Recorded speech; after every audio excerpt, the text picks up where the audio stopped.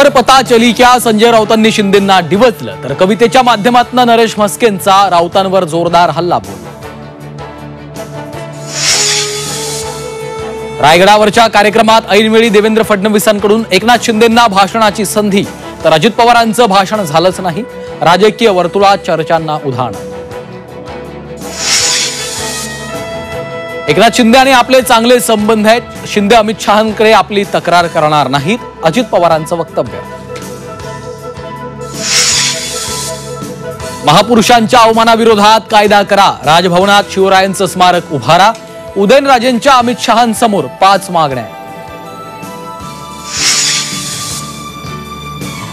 तनिषा भिसे मृत्यू प्रकरणी डॉक्टर सुश्रुत घैसास यांना नोटीस। महाराष्ट्र मेडिकल काउन्सिलनं घैसास यांच्याकडनं मागवला प्रकरणाचा अहवाल।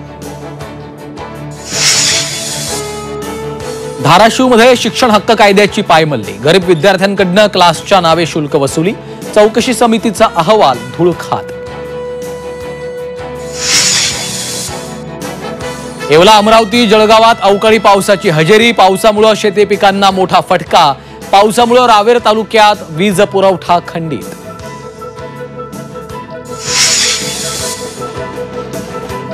ज्योतिबा चैत्र यात्रेचा आज मुख्य दिवशी महाराष्ट्रासह देशभरातून लाखो भाविक कोल्हापुरात।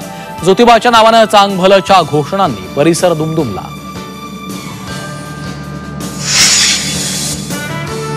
आणि राज्यात हनुमान जयंतीचा उत्साह, संगमनेरमध्ये महिलांनी ओढला हनुमानाचा रथ।